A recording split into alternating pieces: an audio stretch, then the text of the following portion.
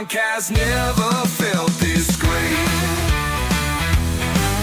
Tables, ladders, chairs, they tell it all. From the highest highs to the lowest fall. Great and glory tales from the ring.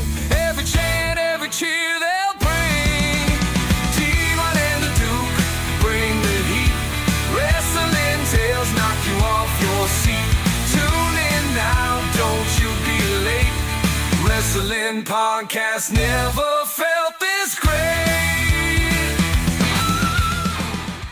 Brothers and sisters, welcome back. Welcome back to another exciting edition of the Devon and the Duke podcast.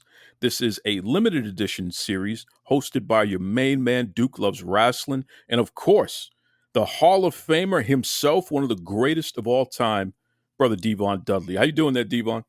I'm good, man. How's everything going?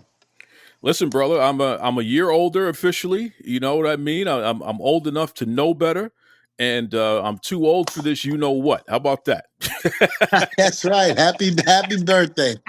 Happy birthday. I hope you celebrated it good. Oh man, I spent time with mom and my sister. You know, took them for their holiday shopping and all that, and picked up some of my birthday stuff. And then my lady and I, you know, we had sushi and we went to the movies and, you know, relaxed. That was the main point, brother. I just got a chance to just unplug and relax. So absolutely. We were talking about that too, man. The older you get, the more you really appreciate sleep and rest, huh? Listen, I appreciate it from the time I go to bed to the time I wake up. Well, listen, and you got a whole gang of kids too. So I know that for many years, sleep hasn't come easy for you, right? Not really. The kids go to sleep like when I go to sleep. Really, I'm really blessed and lucky to have that. Especially the baby, the infant. You know, he goes to bed. He never gave us problems or anything. 2 months after 2 months of being born, he was going to bed through the night. So we never had to get up in the middle of the night to do anything. He's a very, very good baby. Wow. So he done got with the program right away. Right away, even to this day. And if he wakes up in the middle of the night, that means either he got a diaper change or something's wrong. I love that. Shout out to the baby. Hey, doing the right thing. You know what I mean? It's almost like working a job. The baby knows when to wake up, knows when to go to bed. Hey, can't beat that. I love exactly. It. I love that. Listen, man, we got the holidays coming up. So how far along are you on your holiday preparation, so to speak? Have you even started your Christmas shopping and all that? Yes, I have, believe it or not, which I'm shocked. I'm going great. I'm gonna try to get it all done this weekend coming up, because I've taken off for the next 2 or 3 weeks. I'm not doing anything. I'm just going to be home. No autograph signings, appearances, and nothing. And I doubt if WWE calls Bubba and myself to do anything from now until January. So I'm really going to enjoy the time I have off and, you know, just relax with the fam. I'll tell you, man, for years, when I was younger, I had a job at one of the malls. And holiday season was always crazy because usually you could always count on Mother's Day and Christmas in particular. Fathers, men, they would rush the mall a day, 2 days. You know what I mean? It would be like December 22nd, December 23rd. It's just a mall full of guys trying to grab whatever they can, doing that last minute shopping. And it will always just boggle my mind because you're like, damn, brother, you had all year to figure this out. Now you here in the midnight hour try to scrape it together and figure. Just give them a gift card, give them some money, and call it a day. You know what I'm saying? Right? Yeah. That's what. Listen, I never had a problem when I get money for Christmas. That's the best gift you can get. Shoot, go get what you want. You know, exactly. What was the big Christmas gift for you? When you think about when you were younger. Was there one thing that when you finally got that thing, it was like, yes, this is it right here? I'm going to say, man, oh gosh, what was the one? I guess my electronic drum set that I got from my grandmother. I was like in awe, you know, because I always wanted a drum set and never really had one. Then I had the electric drum set. and actually I still have it. Wow. I still have it. That's crazy, bro. You still have your electric. How old were you when you first got it? Man, I was probably 14, 15 years old. How I kept Damn. it with me all this time is beyond me. Wow. That is something. So, did you ever play drums in church? Oh, absolutely. I put stuff on my Insta. If you go back on my Instagram with my videos, me and two other people were jamming upstairs in my game room. That is amazing.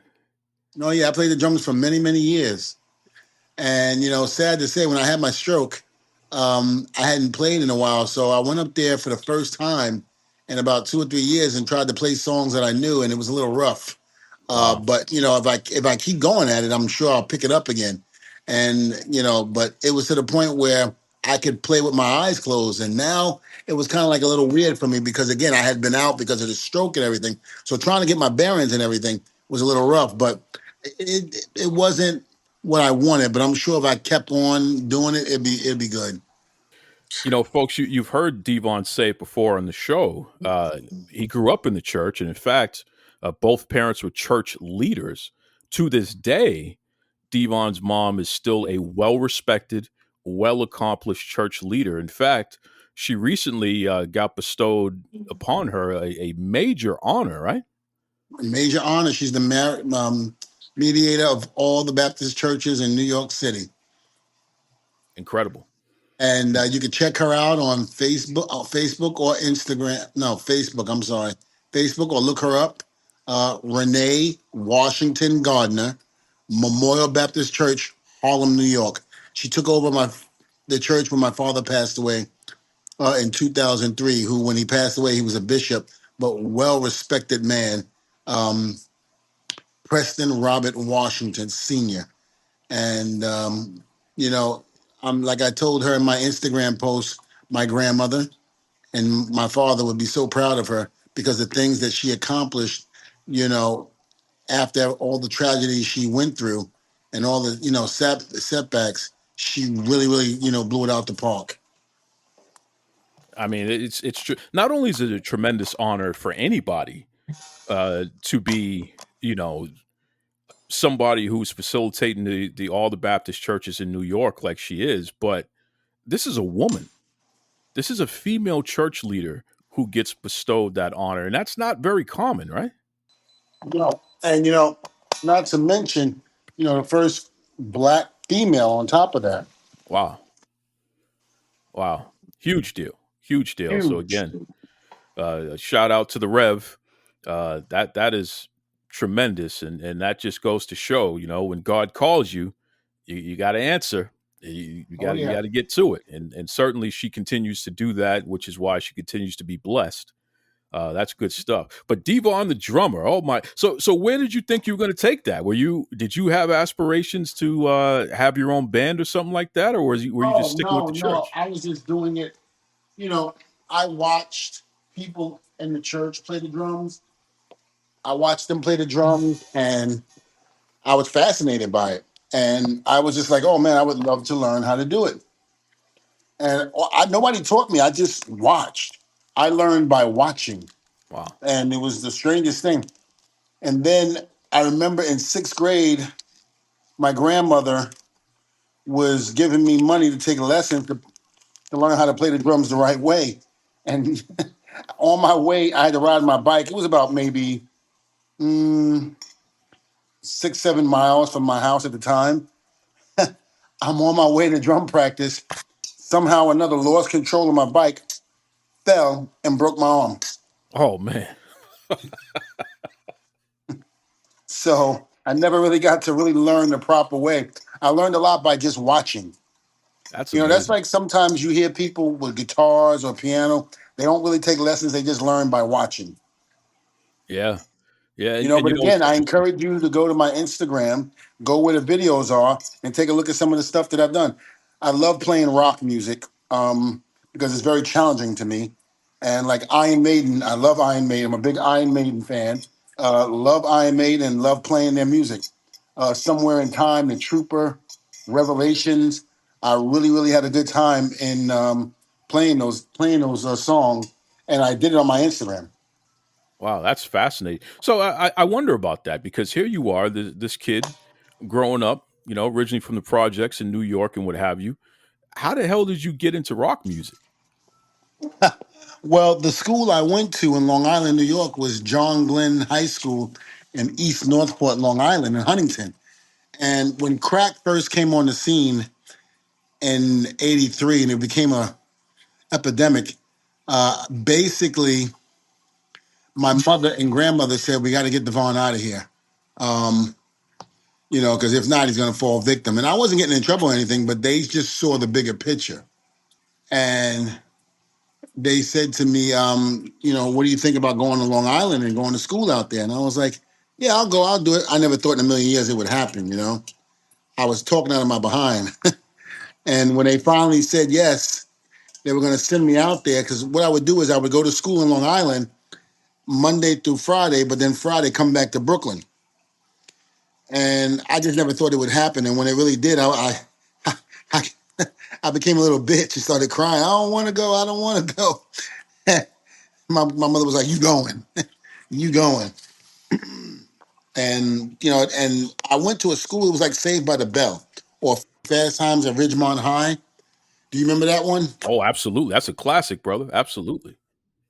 Yeah, that was my school at the time in East Northport, and so I in Long Island. So it was kind of like that was the type of school I went to. And so I went from all black and Spanish school to now all white. So there was like maybe 3%, maybe now I'm not gonna say 3%. There was probably maybe 10% black and Hispanic at that school at the time. And you remember this was in the '80s, Mm. and of course heavy metal was big back then, and rap was just starting. It was, Sugar Hill Gang just hit number one. So that's how far back we're going. That is, I never knew that, bro. I never knew that about your history, and it's so fascinating because I have a similar story. You know what I Yeah. mean? Even though I'm a little younger than you, same concept. You got parents for police officers, and my mom in particular, she was very serious about not wanting me to fall into gang culture and things like that. So we moved. As she progressed in her career, we would move to different neighborhoods, and more often than not, and especially by the time I got to high school, I was living in a town that was less than 2% non-white. It was over 98% white, which was crazy. Now, the good thing about the school is that they had what's called a school choice program. So they were busing in children of color from different neighborhoods surrounding that area. So the school was only about 51% white, and the rest was everybody else. So there was diversity in the school itself, but same concept. Just the concern with the crack epidemic and the gang culture and people shooting each other up all over the place. I mean, absolutely. I mean, I grew up in Myrtle Avenue, Myrtle and Nostrand, near Flatbush. So it was rough, and Coney Island, Sheepshead Bay, and it was rough. And so, like I said, when crack first came on the scene, it made people do things that were, ordinary, citizens that went to work every day, took care of their families. Man, after that first hit, they were hooked, and it made them become people that you would never known or never thought that they would become. And when my parents saw it, they was like, "We got to get him out of here. We can't have him for a victim." And that's what they did. And so, like I said, when I left, to me, it was a culture shock. I went from, being with all black and Spanish kids to now the majority were white. And I didn't know how to handle it at first. I was miserable at first because it was a culture shock. I felt nobody understood me. Nobody, knew about where I came from or nothing. It was just one big culture shock for me. And eventually I started fitting in and starting adapting and this and that. I did get in trouble along the way in terms of fighting because, kids back then not understanding me or how I grew up and acting a certain way with me. So it was kind of like one of those things where I just said, I'm going to have to make sure that, everything is good and this and that. So, you know, that was just the way it was. Wow, that's deep. I wonder. that experience of being taken out of your normal surroundings and being dropped into a place where, like you said, you had to learn how to adapt, you had to learn how to make new friends, experience different aspects of life and what have you. How much did that help you and prepare you for who you would eventually become as this world famous figure? Well, it allowed me, because again, you're coming from one diverse, group of people, you know, and only knowing their ways of being and all of that. Now, all of a sudden, you are trying to learn a different way, and it's kind of like it's hard. It was hard, but because I was able to make that switch at a young age and adapt, it was like fantastic. I was able to adapt. I was able to do what I had to do, and be able to adjust accordingly. So to me, I was good with it. You know, I basically, got along with everybody. I fit in very well. When I had to make the change, I did, and it was a good time for me. I think about your whole career, Devon, and the Dudley family, not just the Dudley boys, the Dudley brothers, Team 3D. The Dudley family was a bunch of white guys, and then there was you. Other than Right. dances with Dudley, who was Native American, but you were the black guy in this mix, which is a parallel to your real life. Exactly. Wow, I mean, that was me 100%. wow.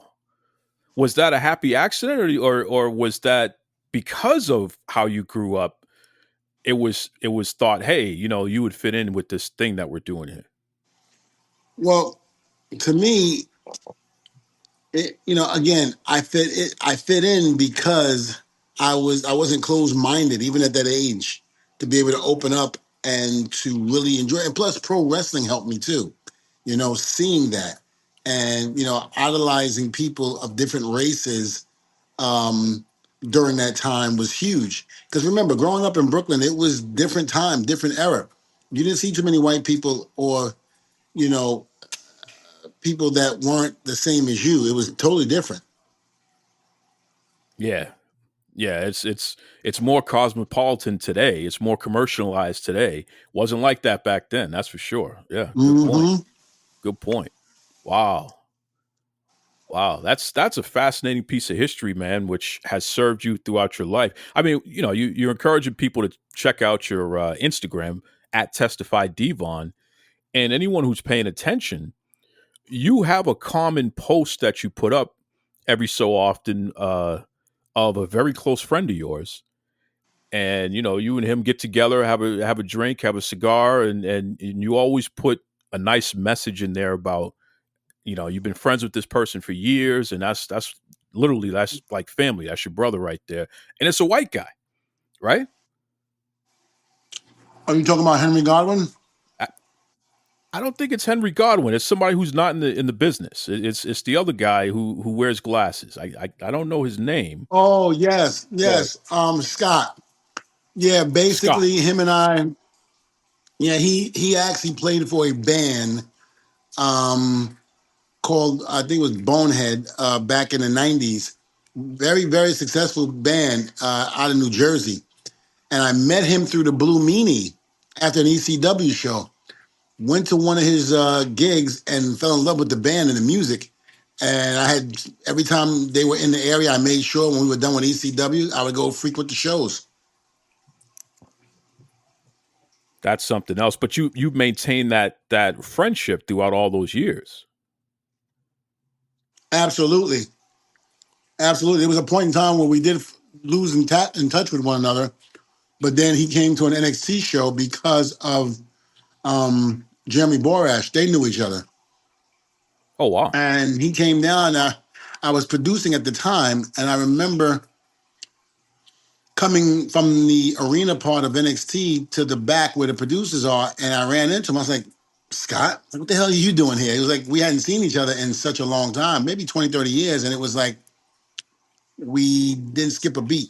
We took over where we left off. Wow. Wow. Shout out to Scott. His gimmick name in the band was Scott Stanley. He's a bass player. Scott, what is it? Yes. Pustelnick? That's his name, right? Scott Pustelnick. Yes. Yep, with the band Bonehead. Hmm.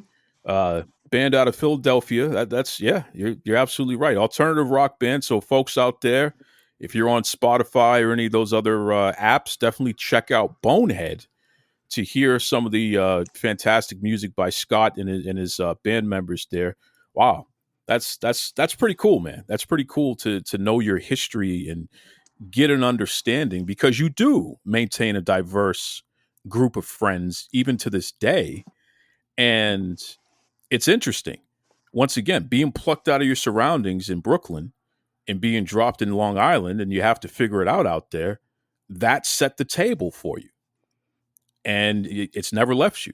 Exactly. Especially during that time. We're talking about the 80s, where at the time, the majority of that area was white, and Brooklyn was black and Hispanic all the way.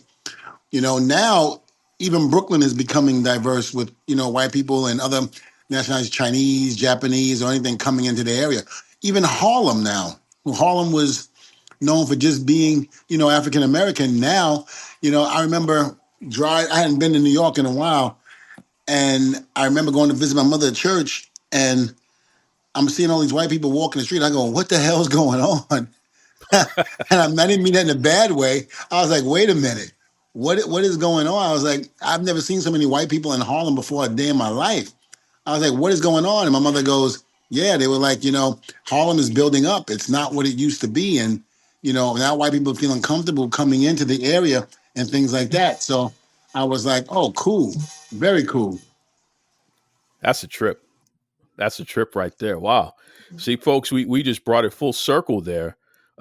Big history and a big understanding of Devon Dudley's career when you understand his humble beginnings. So that says a lot there. Speaking of history, a group that you have a lot of history with, the New Day. Kofi and Xavier Woods just recently kicked Big E out of the New Day officially. So I definitely want to get your thoughts on this, Devon. How do you feel about Kofi and Xavier Woods? First of all, they turned down Big E when he said he wanted to manage them. They said they didn't want to have nothing to do with the big man. He's out injured because of his neck, so he can't wrestle. But how do you feel about those guys kicking Big E out of the group and turning heel, basically? Well, everybody eventually turns on somebody. And, unfortunately, that's going on with the New Day. I'm sure maybe one day they'll be able to hands all of this and what is it? Hands all of that and, basically, you know, come back together because everybody does at one point in time. But, it was a shock to me. It wasn't really a shock to me because it seemed like the writing was on the wall, but we thought it was going to be Xavier and Kofi. We had no idea it was going to be kicking Big E out. So to me, that was like a little twist and turn for us. But, you know, you need to make these storylines compelling, and that's exactly what WWE is doing right now. Hunter's doing a great job. I love the WWE. They're the hottest ticket in town right now. And, it's only a matter of time before WWE just takes over, period. Yeah, they can't miss right now. It's amazing to see and to freshen up the New Day the way that they have. I mean, recently on Raw this week, we had a situation where Rey Mysterio kicked Kofi and Xavier out of the locker room. Rey Mysterio as the locker room leader saying, yeah, we don't want you guys. You guys got to dress somewhere else. So Kofi and Woods, they complained the whole episode of Raw, and they had different segments where they were complaining, going outside, complaining, and arguing with the fans. They took it online, and they're complaining there as well. Uh, Talk to me about that concept of telling somebody that they can't dress in the locker room, because we know, that's something that really happens and has happened throughout the years. Uh, the Miz has the most famous story that we as fans know about, being kicked out of the locker room for a period of time because I guess he was eating chicken over somebody's bag, and that was considered disrespectful. But in your career, how often would you see people being excommunicated from the locker room like that? I only saw one, and that was it. Because by the time I got to WWE, that stuff kind of stopped in a way. But I only saw it one time, and it was I don't want to say any names, but he was kind of being bullied in a sense.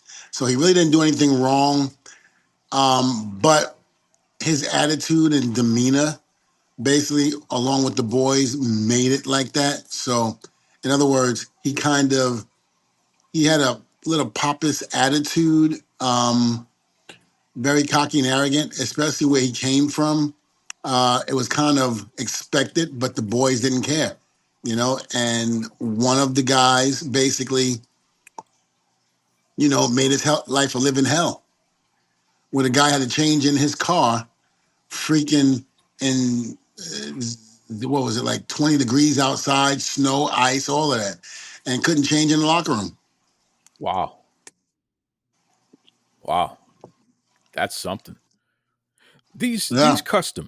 These customs in wrestling, knowing the right thing to do, shake everybody's hand, look them in the eye, take care of everybody in the ring, all that stuff.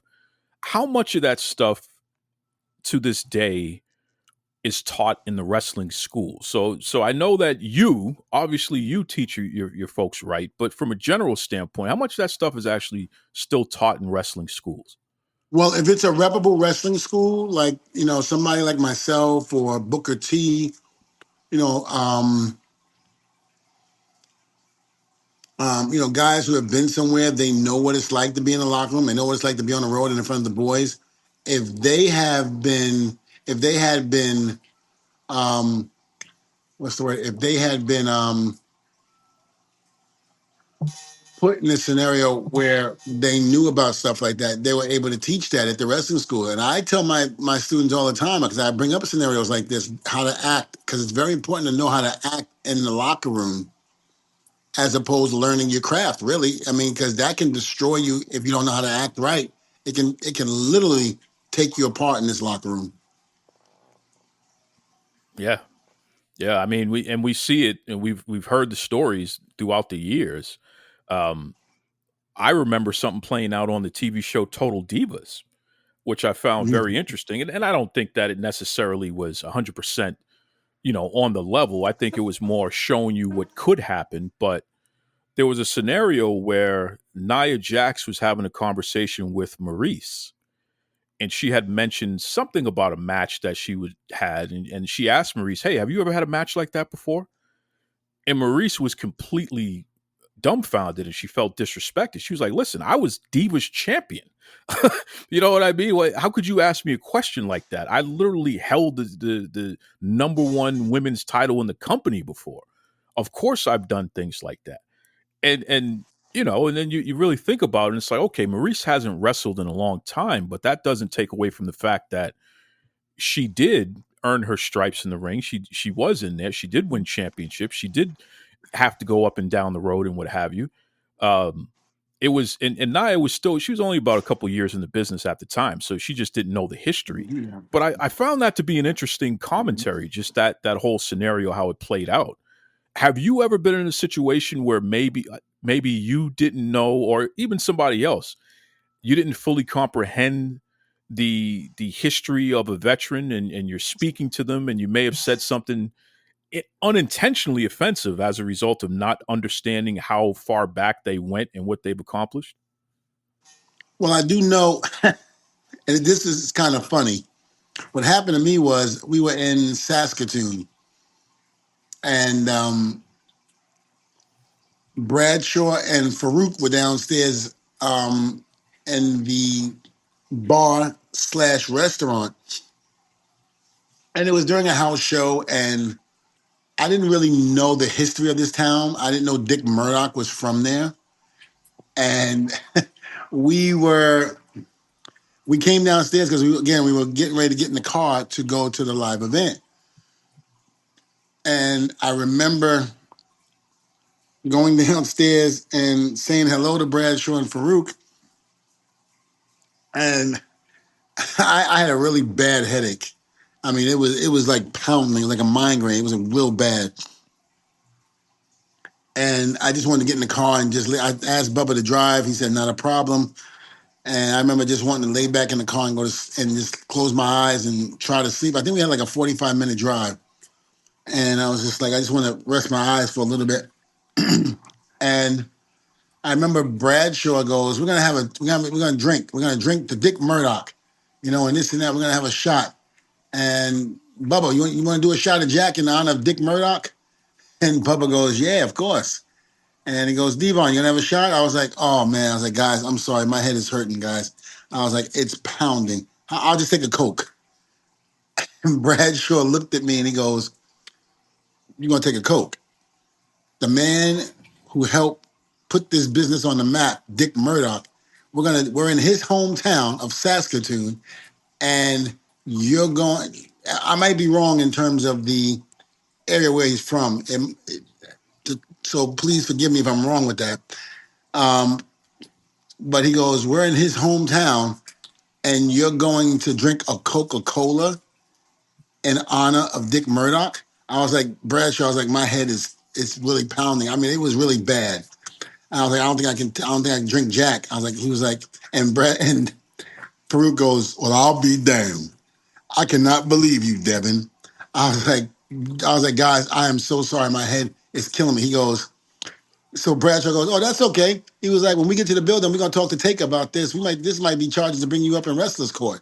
And I went, I was like, um, wrestlers court. He was like, oh yeah, you want to drink a Coca-Cola in honor of Dick Murdoch in his hometown, and you're gonna insult him by drinking a Coke as opposed to taking a shot of Jack.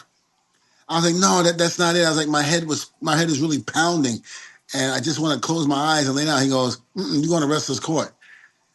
He was like, see you at the building, Devon. I was like, oh fuck. Bubba goes, Devon, why did you just take the drink? I was like, my head is pounding. He was like, you should have sucked it up and just took the drink.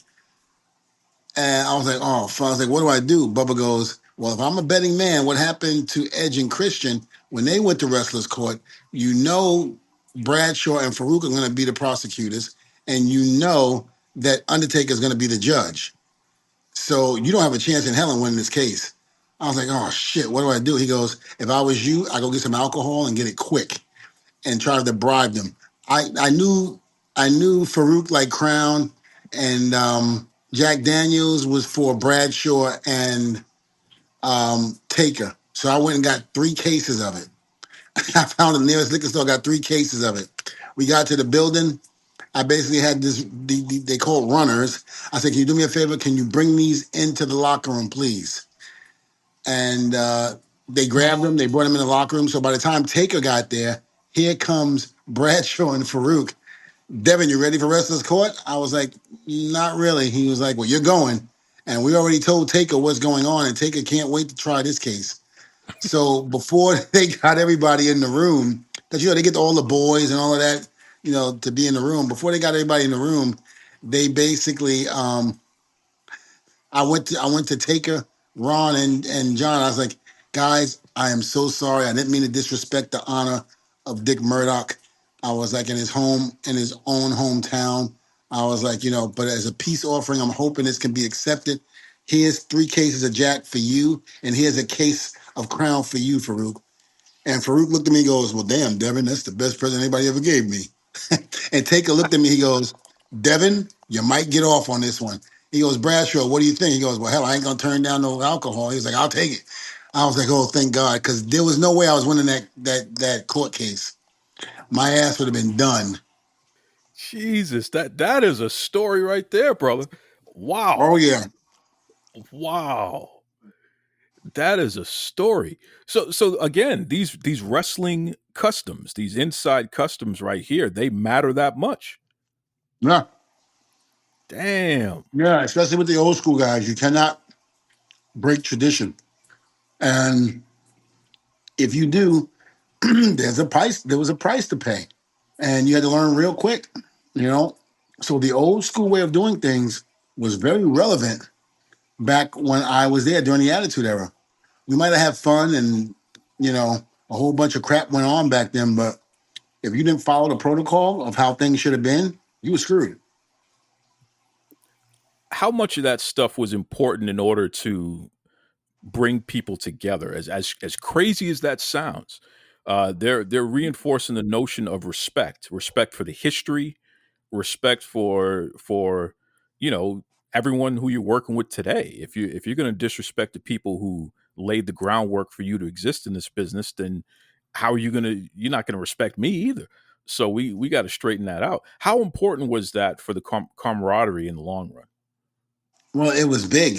I mean, if you didn't have respect, then the veterans wouldn't have respect for you, and they could make your life a living hell. Now, today's wrestling generation is totally different. And in certain companies, I'm not going to say any names, but we've heard the horror stories about how the younger generation treats the guys that have come before them. The disrespect that I've noticed in the locker room with some of the younger talent, when I was growing up in the business, I would have never even dreamt about doing it. And if I did, I would have woke up and apologized because that was the respect. When I was taught in this business, by Johnny Rods, basically he would beat the hell out of me. Even things that I wasn't even my fault, I would get beat up for. Big Vito would help out and whooping my ass in the middle of the ring. And so did a guy named Larry Briscoe, not Zabisco, but Larry Briscoe, who, in my opinion, was way before his time when he came into the wrestling business. And he never made it, but he was a straight shooter and he knew his stuff. And whenever there was a problem, Johnny Rods would beat me up, then Vito, and then Zabisco. So I got my ass handed to me on many occasions. So it was one of those things where I learned respect right away. And I wouldn't have dared open my mouth in the locker room or did anything inappropriate because I was fearful of what was going to happen. Wow, that's deep. And like you said, in this day and age, it that whole notion just seems to. It's not to say that people need to be beating each other up per se, but the notion of respect and honor and why that stuff matters, it just seems like in a lot of places it doesn't exist anymore. And I wonder if that coincides with making it so easy for anybody to quote unquote call themselves a wrestler these days. Do you think that has something to do with the erosion of the notion of respect in wrestling today? I just don't think it's taught.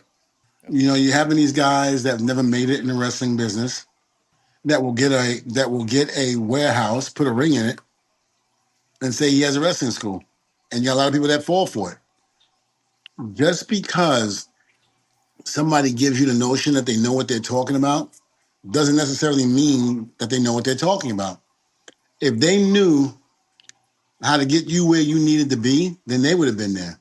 But if they didn't, then there's your answer.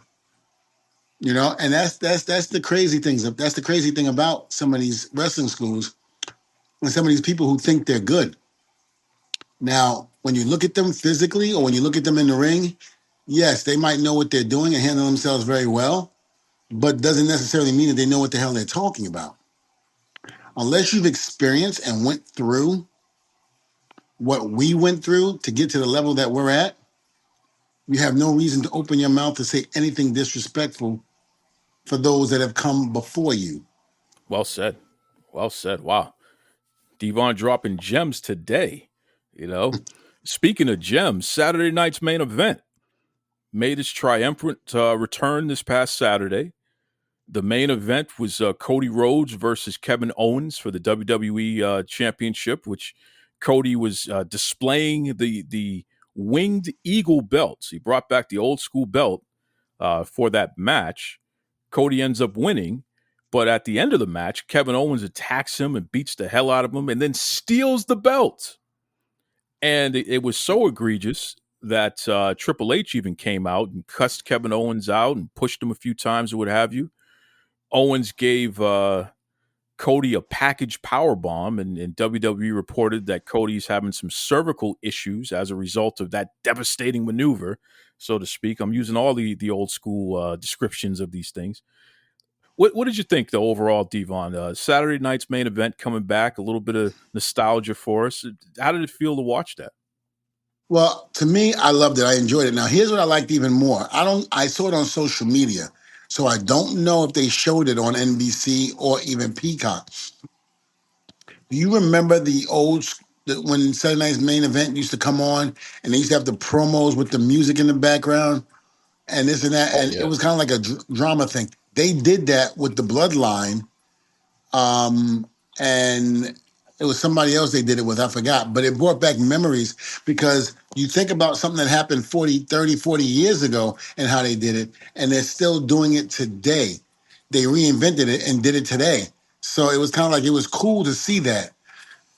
It was the, again, do you remember how those promos were? Where, like for instance, when after WrestleMania 3, Saturday Night's Main Event came on, and it had that music playing in the background. There was Andre and Heenan standing there, and Heenan said something like, I'm gonna prove to you that this man behind me, speaking of Andre, is still undefeated and deserves to be world champion. And blah blah blah. While the music is playing in the background, he goes, I'm gonna show you just why WrestleMania 3 was a victory for this man right here.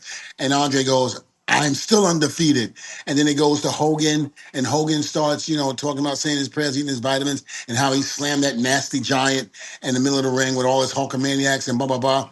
And he's like, what you gonna do, Andre, when Hulkamaniac runs wild on you? And you hear that dun dun dun dun dun dun dun dun. That music that they played back then, and they did that, and I was kind of like, wow, 40 years later, and it brought back memories. But now I'm waiting to see Nikolai Volkov, the Iron Sheik, Jake the Snake Roberts, the Magnificent Morocco, because that was what I grew up watching, Saturday Night's Main Event, and that's what attracted so many of us that are still wrestling fans to this day from all those years ago, and Hunter brought that back. He kind of made you feel like, for the old school guys, that that era is still alive and well, and we still remember how things were back then. And bringing back Jesse the Body Ventura. Now don't get me wrong, Jesse's jokes were a little off. I think he got a couple of boos when he said something about Dusty Rose. If I'm not mistaken, do you remember that part? Oh yeah. Oh yeah. He sure did. Yeah, he got a couple of boos. And, 30, 40 years ago, people would have not popped, but they would have laughed about it because it's Jesse. I don't think this generation understood Jesse Ventura the way we did back then and how he really did things. This is why it's important for the newer generation to watch um, the old school wrestlers, because things were so much different back then. My God, it was magical.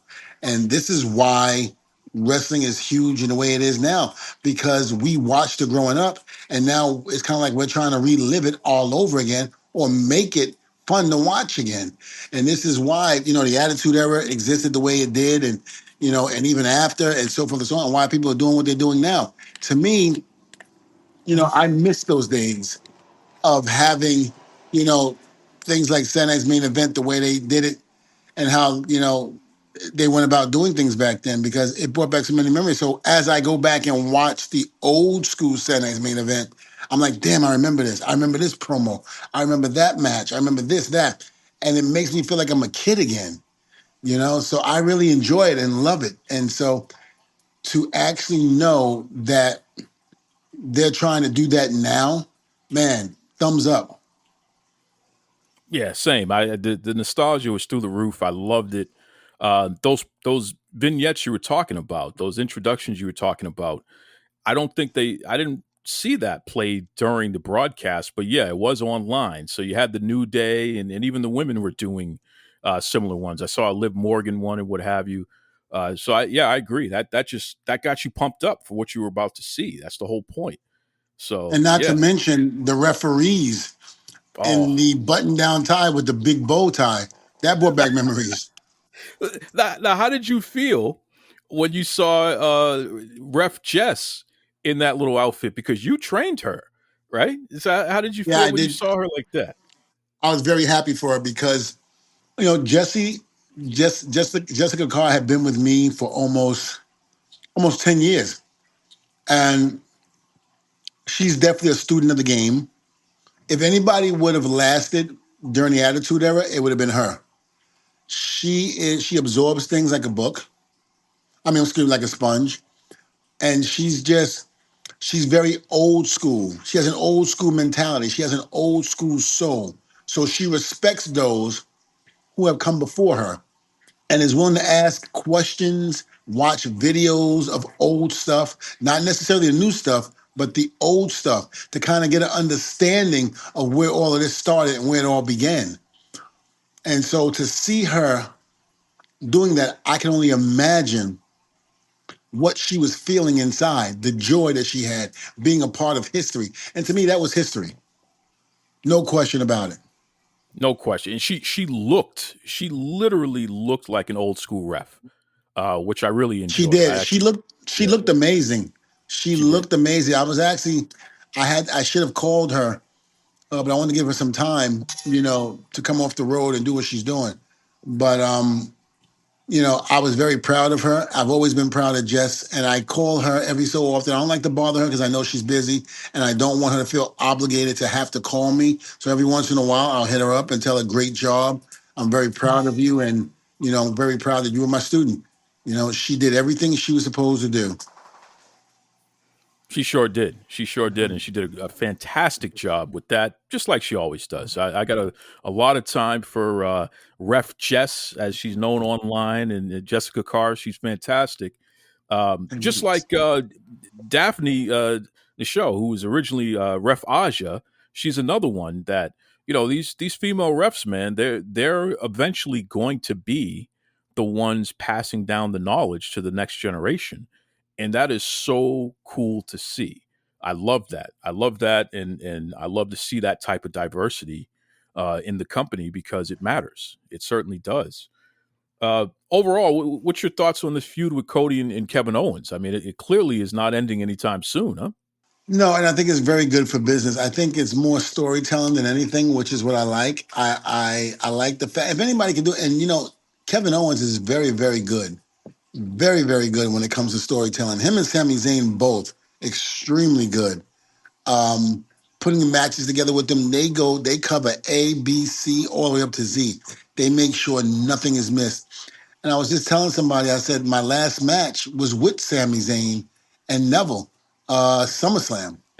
Oh wow. Um, you know, 2016, and had a really good time with them. And it was I remember after the match was over, I told Sammy, I said thank you. I said if we don't ever wrestle again, I just want you to know I appreciate everything that you did tonight in this match. And he was like, oh no, thank you, Devon, it was a pleasure. I said I don't know what's going to happen. I said but if I don't come back, I said I just want you to know I thank you. And I came back about 2 months later as a producer, but that's something that me and Sammy, every time we talk to each other, he goes, "You got one more in you?" I go, "I don't know, bro." I go, "I don't know." I said, "The money's got to be right. I don't know." I was like, "Because you nearly Listen, kicked my ass in that last match." I don't know about you taking that kick that he does. That when he runs across the ring in the corner and kicks his opponent in the face. I can't even imagine you taking that, brother. Well, I remember I would never put my hands up. Yeah. Um, Whenever Kane would whip me off and put the big boot up, and I would run right into it, full blast, because I didn't want anybody to think what we were doing was fake. And I made sure that whenever Kane did it, I made sure I would tell as he was whipping me off, I said, Kane, brace yourself. I go, I'm coming. And he would put his leg up and I'd run right into it, smack face, just right into his boot, face first. And I remember Taker one time said, Devon, you can put your hands up. I said, with all due respect, Taker, fuck that. I'm not putting my hands up. I was like, if I'm going to hit it, I'm going to hit it. And Taker would always get mad at me for not putting my hands up because he was like, you're going to knock yourself out. You're going to give yourself concussions and you don't want that. I said, Taker, I get it. I said, but remember where we come from. It's ECW. I'm not saying that we're the smartest group of people in the world. We're probably the dumbest for not wanting to do what you're saying. But that was the way I grew up in this business. You took pain and you enjoyed it. You never complained about it. You did what you had to do. Nowadays, you break your foot, you got to be out for as long as you got to be out for, as long as the doctor tells you. Back then, we put a boot on our leg and went in there and wrestled. I wrestled with a torn Achilles heel. I had 30 minutes to go in the match and tore my Achilles heel 5 minutes into the match and had to finish it. I remember Jeff Jarrett going, how the hell did you do that? I said, Jeff, I've learned to ignore pain over the years. And to me, it was like hitting my knee against a chair or something. That's how, tough we had to be back then.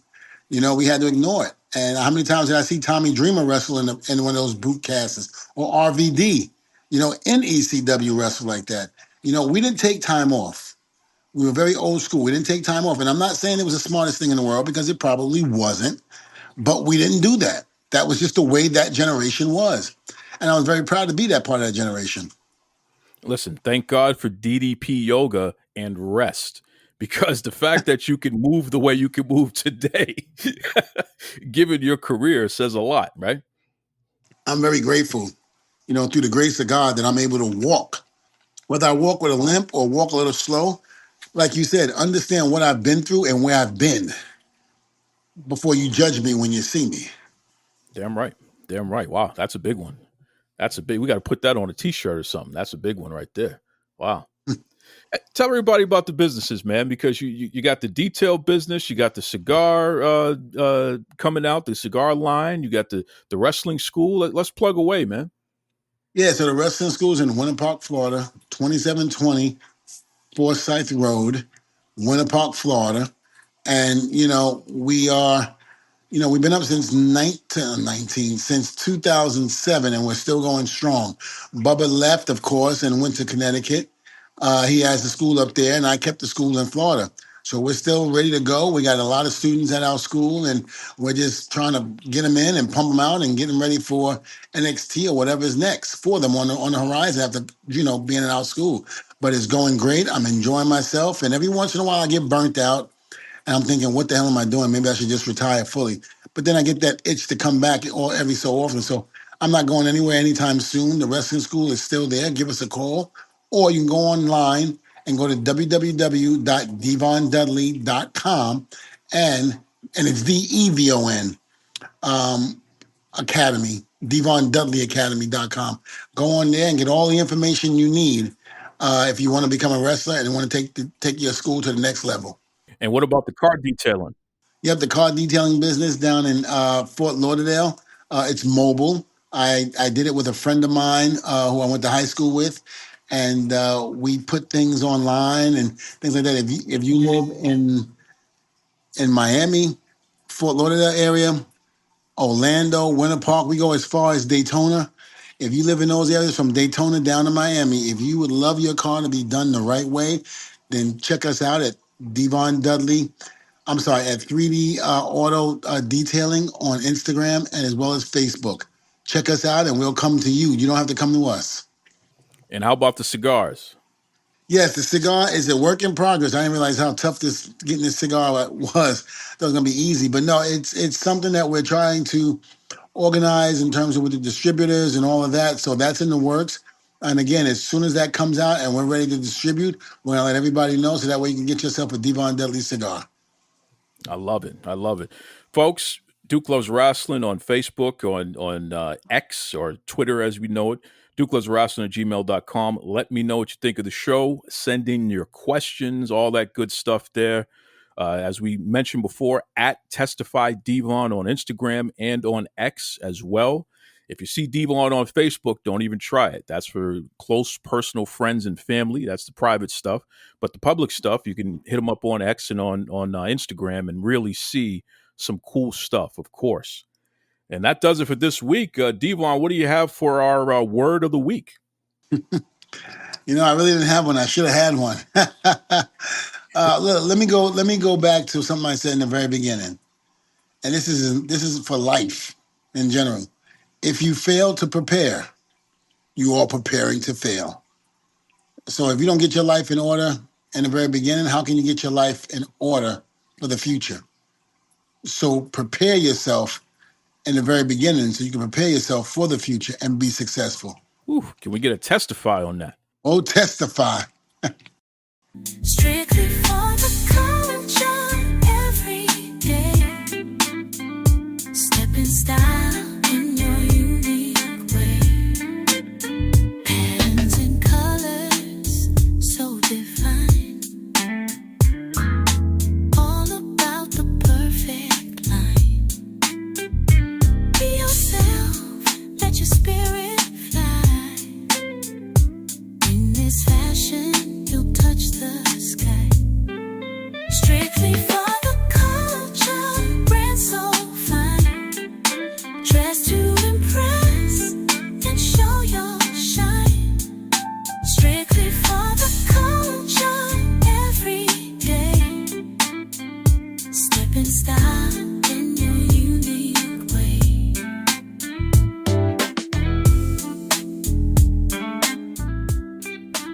visit www.strictlyfortheculture.ca.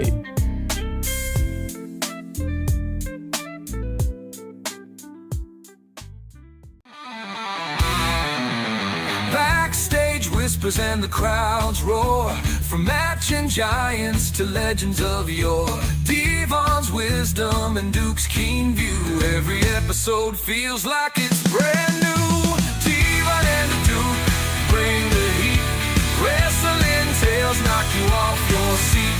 Tune in now, don't you be late. Wrestling podcast never fails.